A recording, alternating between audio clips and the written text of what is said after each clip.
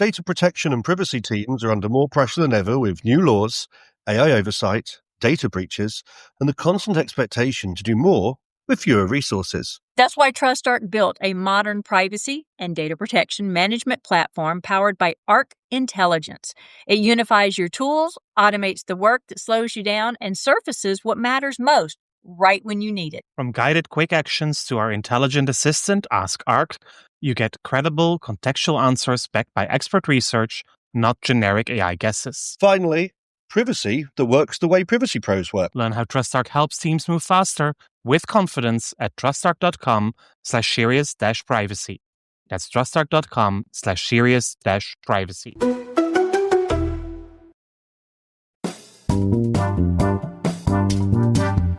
You're listening to Serious Privacy by TrustArc. Please welcome our hosts, Paul Breitbarth and Kay Royal. This is not your typical Serious Privacy introduction. As promised at the start of the summer, Kay and I would both do a vacation episode. I interviewed Massimo Marelli at the Red Cross, and she would have a conversation with her husband about what it is like to be married to a privacy professional and how it influences your life. And that is the episode that we'll bring you today. No hard privacy discussions this week, but don't worry, they'll be back as of next week. But for now, sit down, relax, and enjoy the conversation on privacy at home. Hello, everyone. So this week is going to be a little different. Paul went on vacation and he went to Geneva and he got to interview the International Committee of the Red Cross and find out about humanitarian data sharing and what all's involved there, and what a fascinating episode that was. So this is my episode to record while I'm on vacation, and I decided that I was going to interview my husband. Say hello, Tim. Hello. And you know, I guess part of it is because he works in technology, and so I thought it might be pretty fascinating to find out what is it like to be married to a privacy professional. And yeah, he'll probably be pretty honest. I mean, he's married to me. But also, has this impacted his awareness and his knowledge of what goes on, because he helped raise, teenage daughters. They're one's 30, the other's 28 right now. But, he helped raise teenage daughters during this. Good gracious, we started back in the time of MySpace. We'll talk about that story too. So, with that, he already warned me he's not going to answer the unexpected question, but yes, he is, because I told him that our fans would go absolutely ballistic if I didn't ask it. 42. The answer to everything is 42. I kind of think I have to let that stand. I'm sorry. I'm going to have to let that stand. This is what I love about this man. All right. So I wasn't a privacy attorney when we married. I mean, I was just starting law school. I worked at the law school. And then in 2008, with the downturn, we moved to Texas. And that's when I got into corporate America, starting with healthcare regulatory, and then quickly San Jose, global medical law. And it just kind of exploded from there. What's it like being married? Not to an attorney, to a global privacy professional. Well, that's a loaded question if I've ever heard one, because it isn't just being married to a privacy person. It's married to you. Okay, you're not allowed to say that. Let's start with a simple example. Nest thermostat things in the house. Yeah, the smart devices. What about them? You can't stand them? I have. More than you've probably told me about? Well, there's just the doorbell, the 4 cameras around the perimeter of the house, the 5 or 6 speakers. The Google Home connected. Yeah, the Google Home, the hub in the kitchen, I've seen you use quite a few times for recipes. Just saying. They serve a purpose. I've given in. Resistance is futile. To the dark side, I have given in. But I do recall when the children, and this was before I became a privacy professional, way back in the day when our girls were preteen teenagers, they had MySpace accounts. They did, and other websites. And you warned them. Of course. We told them, you got to watch what you put online, and you can't put your address or any personal information on there, anything that can be traced back. And, of course, when we had a party, one of the girls had a birthday party or something, I found out that not only did she post our address, our phone number, but directions to the house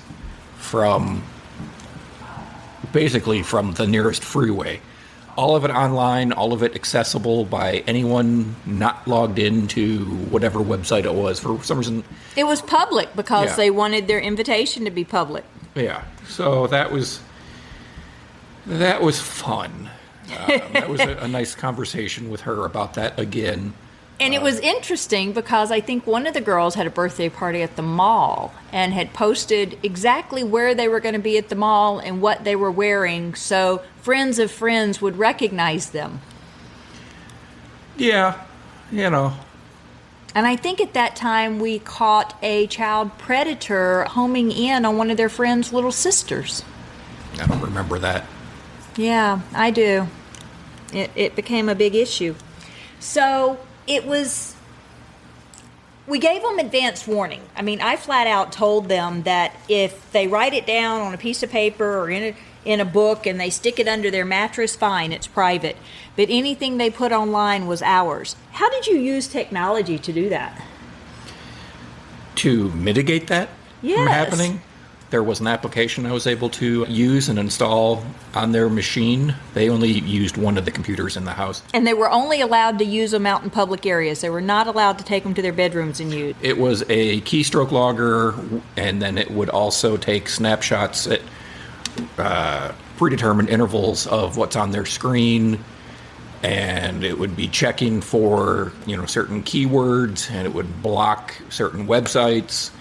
And it also, I could have done this part with the router, but it allowed me to turn off the internet access at scheduled times, or just whenever I felt like turning it off, like if they needed to go to bed or they needed to go do their chores. Oh, I'm sorry, the internet doesn't seem to be working again. Oh, I remember that happening in Texas. They'd be like, Dad, did you cut the internet off again? Yeah. I had a couple weeks of fun with them not knowing that it was me killing their internet whenever I wanted them to do something.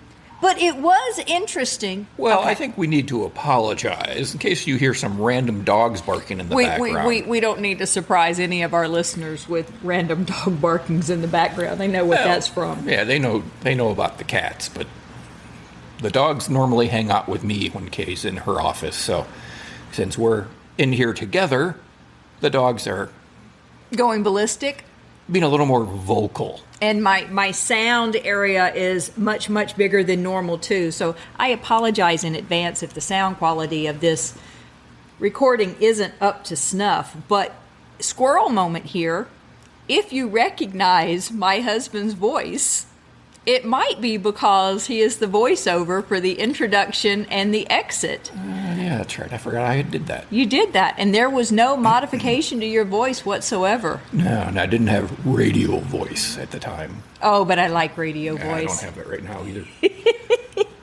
Anyone who ever meets my husband, their first response is, wow, Kay, this was totally what I was not expecting you to be married to. He doesn't know what I say about him. But, and of course, they mean that in the best possible way. Well, they do, because, How could they not? How could they not? I just gestured at all of me. He did. So, which is going to bring us to one of the topics we're going to talk about is privacy that we've seen in movies and shows. But I want to close out the girls real quick. Oh, I do too. But back when they were teenagers and I was enemy number one and the devil incarnate, and you were tracking their movements online, not actively. You didn't go look at the logs every day. No. But when we did discover something was happening and we were suspicious, so we went and looked at the logs, I think the first time it totally shocked them. I remember them being, how do you even know this? How do you log into my account? And we're like, He's an IT professional. What the heck did you think we were going to do? We warned you. Nothing you do online is private. We were going to be watching. Yep. So, I guess maybe I should have known that I was intended for privacy a long time ago, but it is interesting how it's impacted your career. Do you recall any of the things that you've come across in your technology? I mean, he's managed development ops and software engineering, and he keeps rolling his eyes at me at DevOps because apparently he didn't supervise DevOps. But software engineering and all this good stuff, and by the way, he needs a job if anyone has something open. But what kind of things caught your attention that I frankly don't think it would catch most people's attention? Well, let's see. Last couple jobs, I've done a couple implementations of new applications or developed new websites. And it as a result of knowing you, not necessarily being married to you, but just knowing you, I'm surprised at how few companies or how little executives seem to really know and understand or even care about privacy.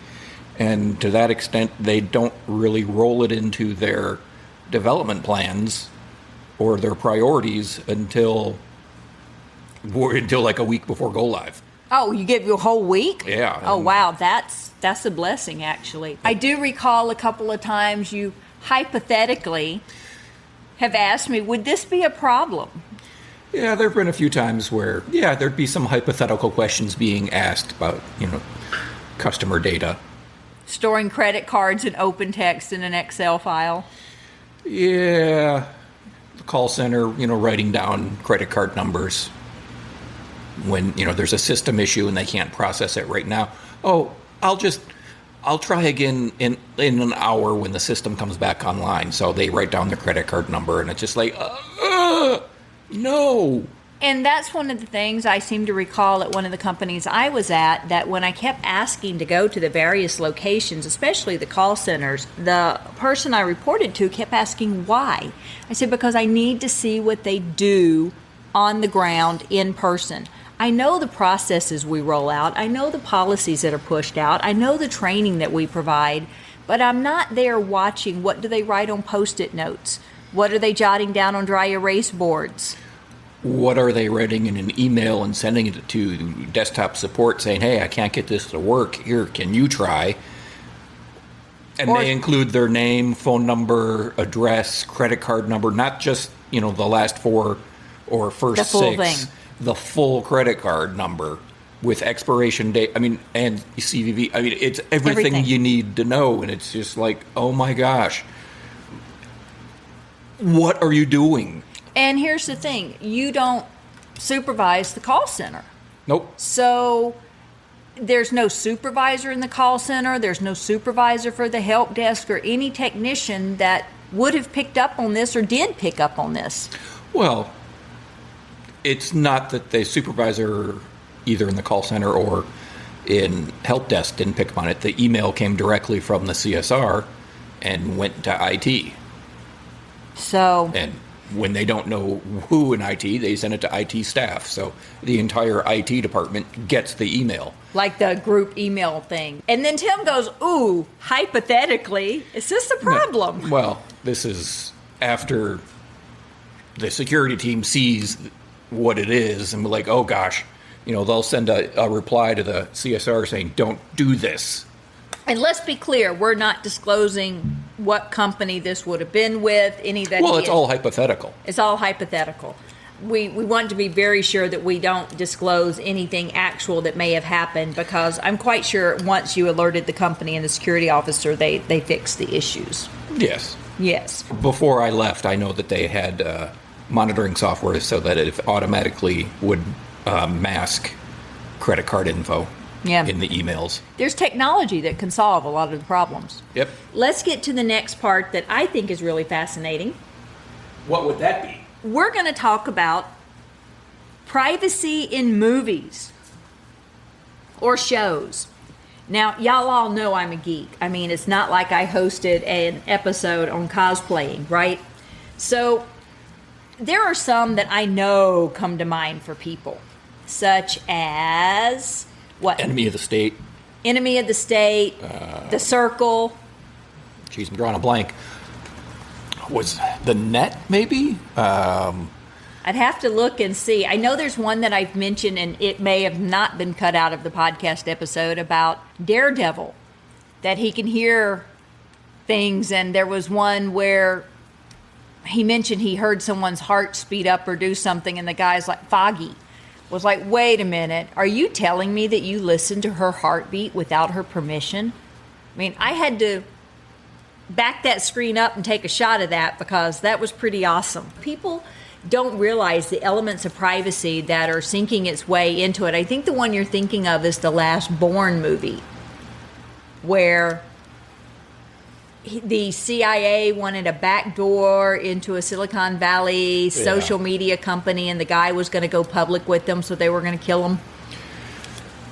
Yeah, well, I wasn't, but okay, that's another example. That's another example. I was thinking it was either an American president or the West Wing, where they were talking about privacy being the next hot topic. We'll look up that episode. I know that Paul... I want to say it's Sam Seaborn saying that one. It has to be. And Paul is a big fan of the West Wing. So he and I had a conversation the other day, Sam or Josh. I'm like, Josh all the way. So I looked it up to see which ones were here. And so here's one. I don't think I've ever seen this one. Sex tape. Was it a limonette? Is that what they were called? Yes, I'm a limonette.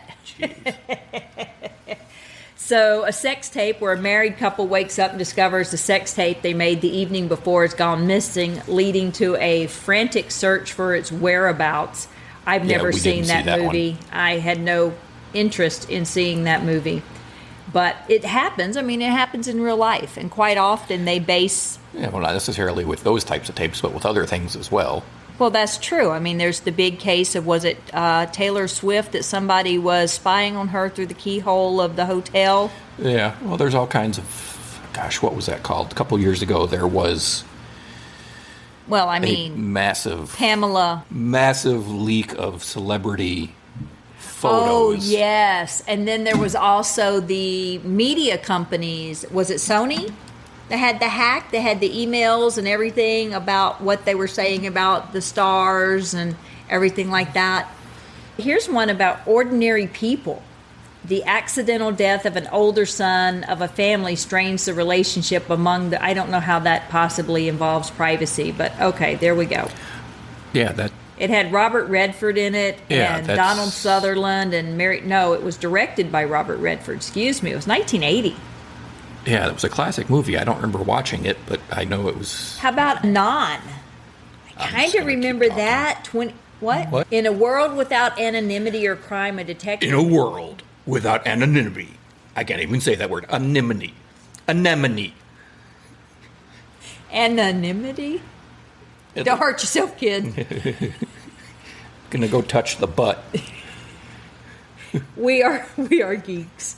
But Anon was actually really good. A detective met a woman who threatened their security. That was actually with Clive Owen, with Afia Bennett, Morgan Allen, Jeffrey Min. It was back in 2018. I might have to pull that one back up and look and see. Clive. It doesn't have a high score at all. It's a yellow one. A model discovers that a retired judge is keen on invading people's privacy. Now, this one looks really interesting. It was back in 1994. You remember that one at all? I remember it like it was yesterday. You cracked me. Stop that. No, I never heard of that one. Okay, what about Assassins, 1995? Yeah. It doesn't even have a rating. Really? Yeah, that was, what's her name, had a little thumb drive or a little hard drive of data that they were trying to steal. Yeah, Sylvester Stallone and Antonio Banderas. Oh, was that where he was training him? It was Julianne Moore, too. Yeah. I think I must have seen that one. There's no telling. There's no telling. All movies are kind of brand new to me the next time I see them because I forget what happens. Let's see. The Final Cut. Oh, now that one was supposed to be good. 2004. Memory Williams? recording implants. Had Robin Williams in it. Nope, never saw it. Yeah, it doesn't have a very high score on it, but with memory recording implants in it, someone with the power of final edit over people's recorded histories. Wow. Okay. Privacy, there's Pacific Rim because you have to join your minds with somebody else so you have access to everything in their mind. Ooh, I bet that one's not even here on the list. That's actually pretty fascinating. You're right, they have to merge. Yeah. And they could get lost in the other person's memories. Yeah, and the person could get lost in their own. Right? Yeah. That was pretty cool. Yeah. You have to know everything about the other person and fully trust them. Yes. Yeah, that's a privacy thing. And I recommend watching the bad movie trailers for Pacific Rim. It's hilarious. Oh gosh, don't do that. Here's a documentary on Cryptopia, Bitcoin, blockchains, and the future of the internet. Okay, I haven't seen that one, but it's a documentary, so that might work. iHuman. This is a documentary as well, the booming artificial intelligence impact. Okay, I got to get away from documentaries and get into some movies. Okay, what about this, The Snowden? Is that a documentary? It came out? I don't think so. I think it's a movie. Joseph Gordon-Levitt played Snowden and takes about that, so it's a biography. Should be pretty interesting. I never watched it, but that should be Well, pretty it's an cool. Oliver Stone film, so yeah. Skyfall. Skyfall was very similar to the one we were just talking about, Sylvester Stallone, where someone was hacking and getting a list of Agents. agents and was Undercover exposing agents. them. Yeah. Blew that up. So whoever thought James Bond was about privacy? Okay, I mean, Eagle Eye. Okay, there we go. Eagle Eye was also artificial intelligence.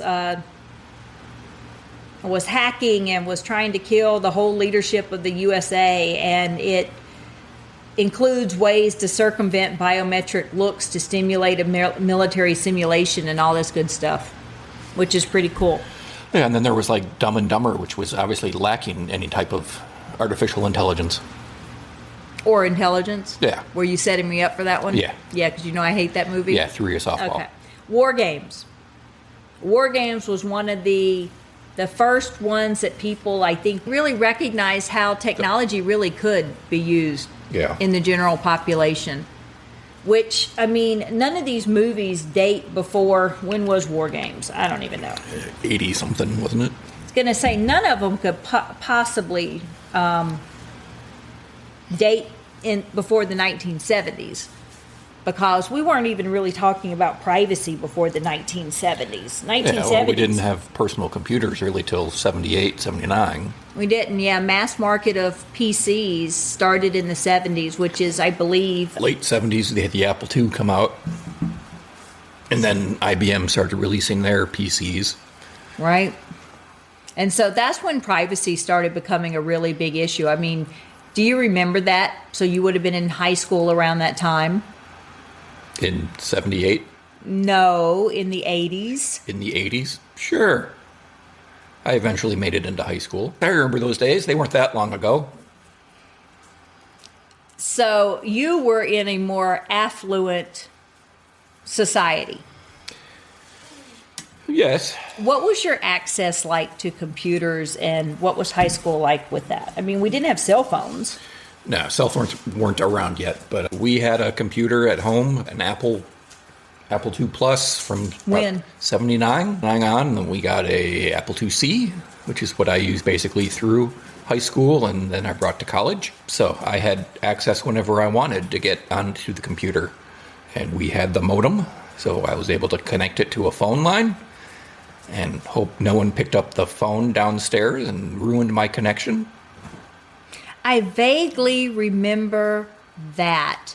We did not have things like that I necessarily remember. I mean, I remember when I went to college, I asked my grandmother for a word processor upgrade from a typewriter. There was no question about asking for or getting a computer. That wasn't even a thing.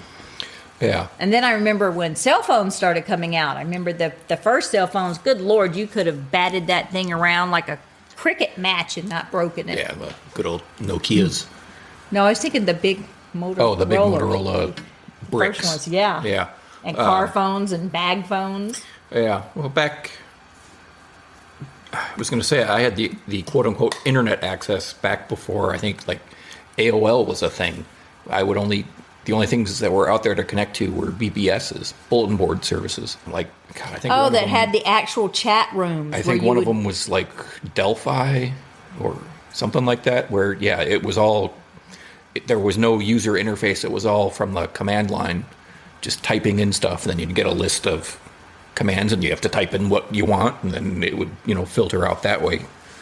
But yeah, I didn't spend too much time on the web back then. Oh my goodness. So we quickly advanced from computers up through cell phones, and now you see pre-teenagers with their own cell phones with full internet capability. You see toys with interactivity. We're going into the Internet of Things now. Would you want to be raising children in today's age with all the smart toys and Internet of Things? Yeah. You don't think there's any danger in... Oh, absolutely there's danger. In having cameras and sound devices and teddy bears in kids' rooms and baby monitors? Absolutely there is danger. But... Danger is my middle name. Yeah. There's dangers in everything. But as long as you've set up your network securely and the devices... What about the... manufactured... A backdoor? Well, no, I was thinking actually the default passwords that come with your routers. Do you change them? Absolutely. A lot of people don't, right? Well, a lot of people should. There is not a single device in this house that has its default password. I'm so proud of you. It's just common sense. Well, not common sense to the majority of the population, because most people have not changed the default password on devices. I mean, there are companies that don't change the default password when they buy them internally.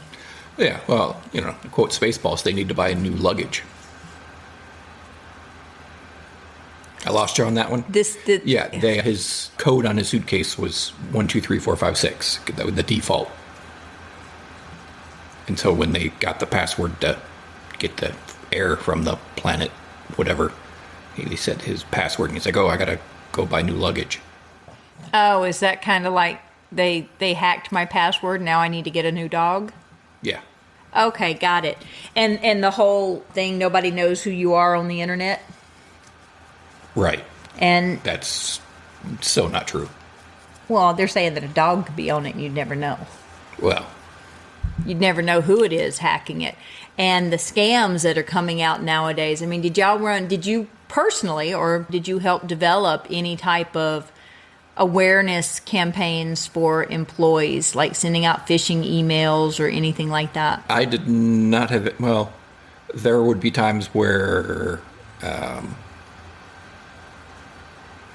the security team, they'd send out the phishing emails, but then I kind of sensed a pattern what they did. And so, I mean, if there was like a major event happening in the company, they would send something, hey, I need this for this event, click, download this and, print it for me.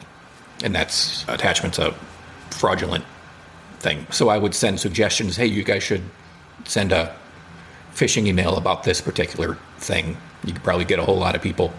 I think it was right around the time when everyone's reviews were due. Oh, so send one about... From HR saying, hey, I need this review reviewed, and have an attachment of one of their employees' reviews.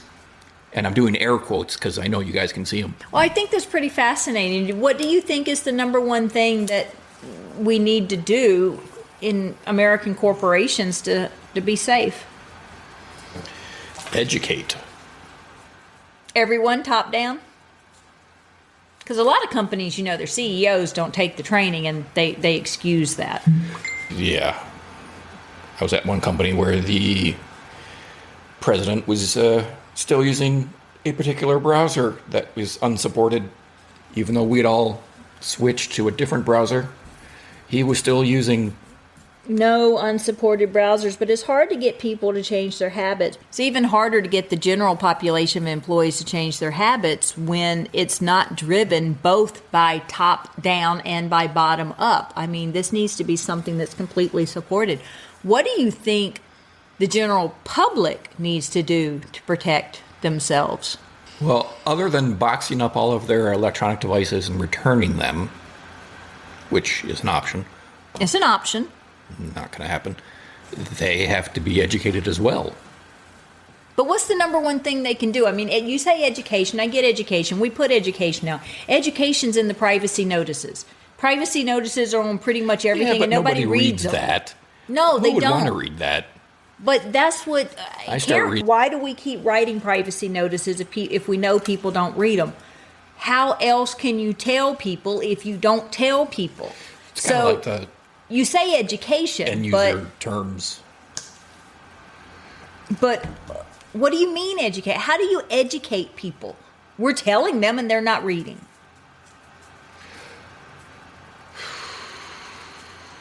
Yeah, he didn't know I was going to ask this question. Yeah, but it's Education, if the girls came to you and you knew things were going on, what would be the number one thing you would tell her to do to keep herself safe online?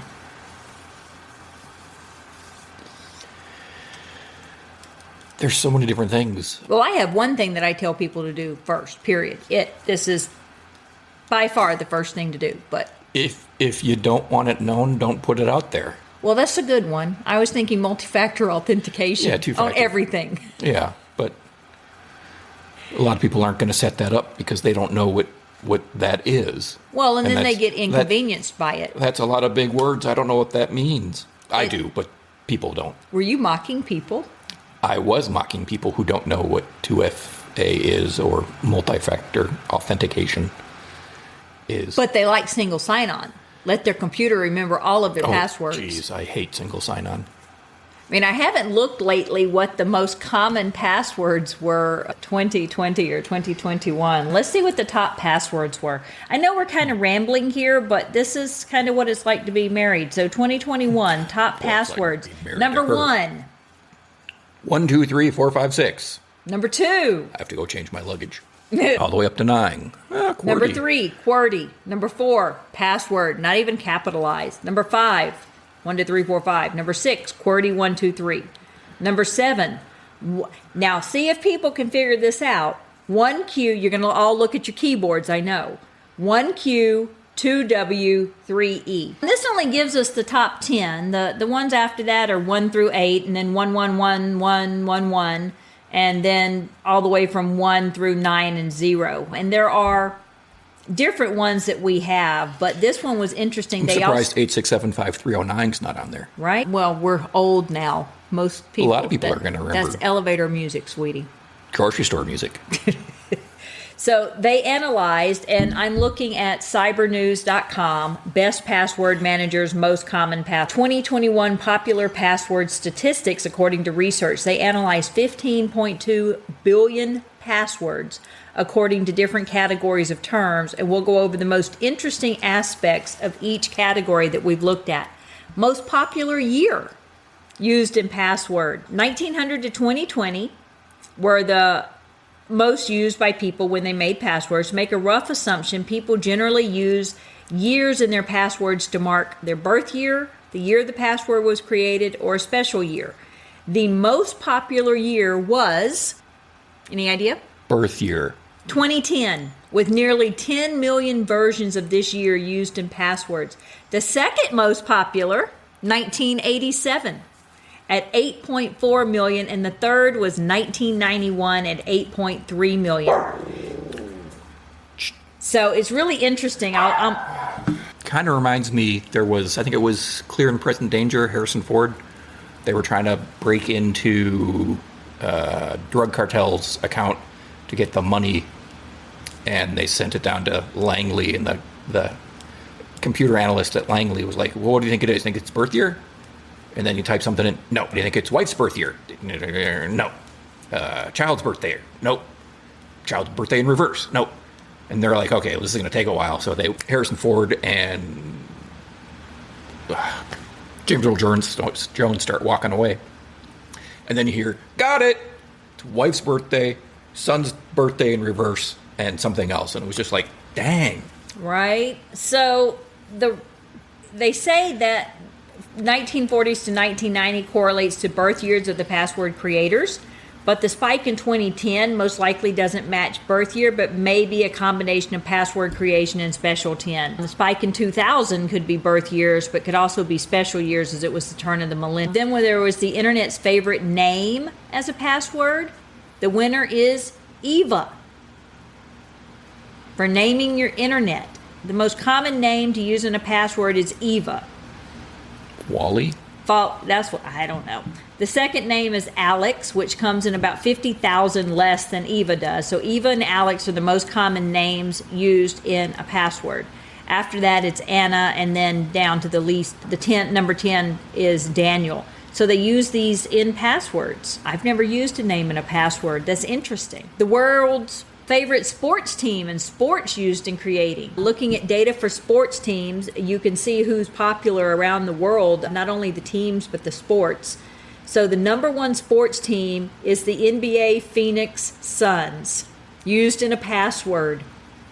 I had no idea that the Phoenix Suns was that popular up until the past month or so, when, they went to the finals and all that good stuff. But apparently the Suns, no idea. Heat was the second one, which was the Miami Heat, and the most popular soccer team is Liverpool. For passwords. For passwords, using these in passwords. So European soccer, which we call football, come in 3 times in the top 10. So people use their sports, they use names. Now, maybe names are using the name of their children. I mean, you were just talking about using wife's birth date or anniversary date or child's birth date as a password. Maybe they're using their names. The internet's favorite cuss word. People just want to remember, they want a password that they can remember. So they use things that are familiar to them. That is true. The internet's favorite cuss word as a password. We're not going to go into details here, but a total of 152,933,335 passwords contained cuss words. Never mind. I'm surprised what's number one, although in looking at the keyboard, it's not surprising. They're saying that's like 7% of all passwords in the world use a cuss word. And I don't say some of these. Now, I don't think some of these are cuss words. The internet's favorite cuss word is the donkey, that rhymes with, the fine art of sass. Second is sex. The world's most flexible F word comes in at third place. God is listed as a cuss word, lowercase g, sexy, but with 2 T's. With 2 T's. And then there is a name that people like to call female women dog. When they don't like them. Cow. Then there's the, bowel movement excrement. And then there's another word for butt, which seems to be more European than here. I don't want to say it because then we have to put our podcast in the explicit. So I don't want to do that. But here's the world's most common city used in passwords. The number one city used in passwords is Abu Dhabi, followed by Rome, and then U.S. cities are only on the list twice. Both were in Texas, and then the U.K. shows up 3 times. But it's interesting, they talk about some people use a variation of their city in their passwords. They take a guesstimate. Is it their birth or appreciation for city? Something like, I hate Philadelphia 2020. This is coming out of the thing. I didn't make that up. So that's interesting. Because you love Philadelphia. I've been there a few times. It's a very friendly city. It's gorgeous. I like it. A third goes to Lima in Peru. I don't like their airport, but that's just me. Now, they do have Hong, which represents Hong Kong, which Abu, they don't have the full city name, Abu Dhabi. They only use ABU. The top days, months, and seasons, people use months, people use summer, people use days of the week. And they have all these statistics here. This is interesting. Summer is the most popular. Autumn is the least. The top weekday to use is for Did you say summer is the most popular? Yeah. Huh.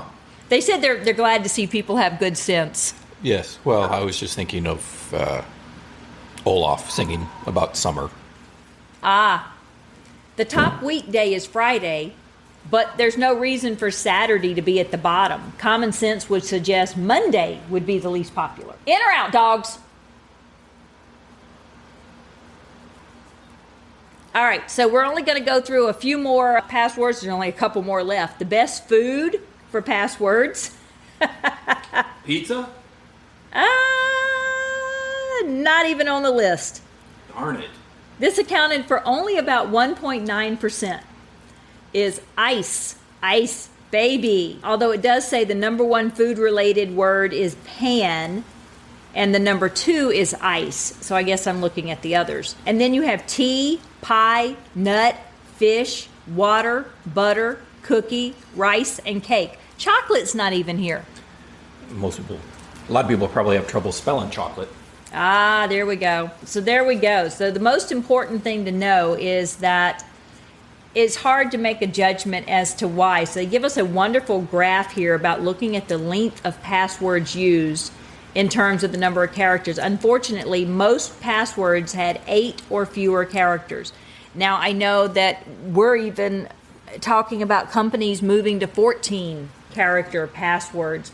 And people are saying, I'm sorry, I can't remember it. This is where people write things down on post. And I'm going to look further into this article because they're also looking at password keeper tools that are out there as well, which, if those get cracked, then, your password keeper is gone. But the guy that wrote the standard for passwords needing to be changed every 90 days and using things came out publicly and apologized to everyone, saying that's actually not an effective way of doing passwords. Right. And they say now that you should either use passwords you don't need to remember at all, that you have a generator that does it, or you use things like 4 random words. People used to say, I used to say, think of your favorite song or poem or something and think of a lyric that you can change into a password. Now they're saying just use 4 random words put together because that's harder to guess than an actual password would be done in another way. So that's interesting to look at as well. The other thing you can do is go to haveibeenpwned.com. So have I been PWND or ED? I think it's PWND.com. And not only can you put in your email to see if that's been compromised and it's on the dark web, but you can put in your password, not in conjunction with your email, but just put in your password. Because, we all use the same password pretty much everywhere. You shouldn't do that for work. You should keep work and personal separate. But regardless, you can put your password in there and see if your password's been compromised. And of course, if you're using 1, 2, 3, 4, 5, 6, 7, it's been compromised. And no, don't add an exclamation point at the end if you need a character, and don't capitalize the first word or the first letter if you need a capital letter. I mean, hackers know these tricks too. They have bots that just automatically run those. Brute force. Yeah, okay. So it's been interesting, but I really haven't asked you the question of what's it like being married to a privacy professional? I refuse to answer that on the grounds that it may incriminate me. I guess with that, we'll... Seriously want to ask me the random question now that everyone's stuck to the end? Because I kind of cut you off at 42 being the answer to everything. Well, yeah, but I love that. Okay. Unexpected question. I usually open up the book and pull out one, so I don't even know what it is. So, unexpected question. What is your favorite food? I think I've already made that quite clear when I yelled it out earlier. Pizza? Absolutely. I may have cut that out of the podcast, though. Oh, well, then it would be pizza. Followed by spaghetti. Which we haven't had spaghetti in a while. We have that's not right. had spaghetti. I can have the thing. I don't advertise things, but I am on a nutritional plan now because by golly, I'm going to lose some of this COVID 2020 weight. And so not only am I gluten-free, but I've cut out a lot of foods. But I can have the spaghetti squash noodles with spaghetti sauce. But it wouldn't surprise anyone to know my favorite is chocolate, and I haven't had chocolate in almost a month now.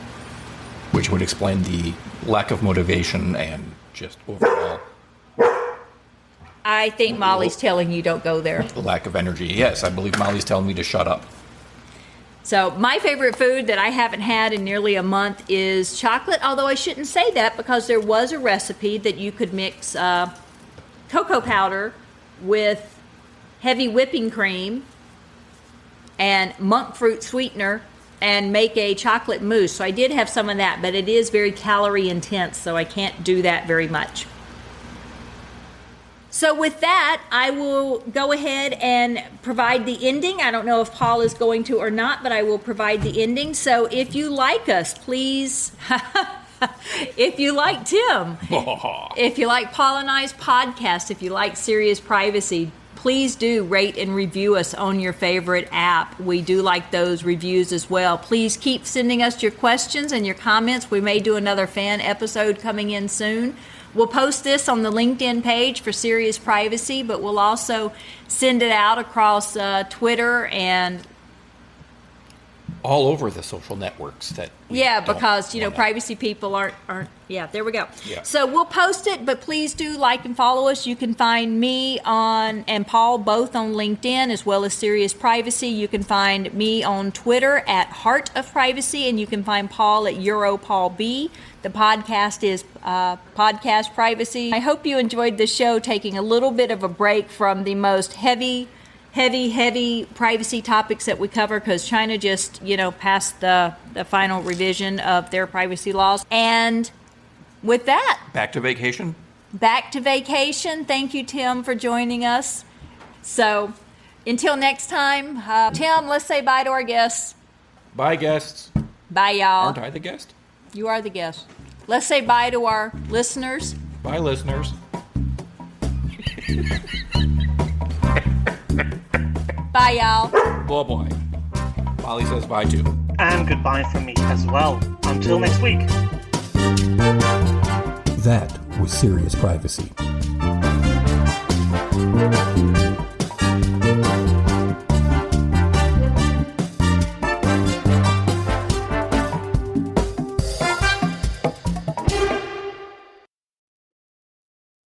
If you're a data protection or privacy professional, you already know the pressure. Non-stop regulatory change, AI oversight, internal demands, and the expectation to somehow stay ahead of it all. And the old patchwork of tools just isn't cutting it anymore. No. That's why TrustArc created a modern privacy management platform powered by Arc Intelligence. The TrustArc platform brings your workflows, evidence, research, tasks, and applications all together in one unified and intelligent workspace, so you don't waste time digging, clicking, or context switching. With Ask Arc, your privacy assistant, you can ask plain language questions about laws, jurisdictions, or even your own program data, and get credible, cited answers based on NIMBY research and more than 1,000 global laws. It's explainable, transparent, and purpose-built for data protection and privacy. So if you need to add a vendor, create a cookie banner, or start an assessment, quick actions take formally complex tasks, turn them into bite-sized guided workflows to save you time. It's a platform that thinks like you, works like you, and helps you move faster with confidence, whether you're a seasoned DPO or you're just getting started. See how modern privacy gets done. Explore Arc at trustarc.com/serious-privacy. That's trustarc.com/serious-privacy.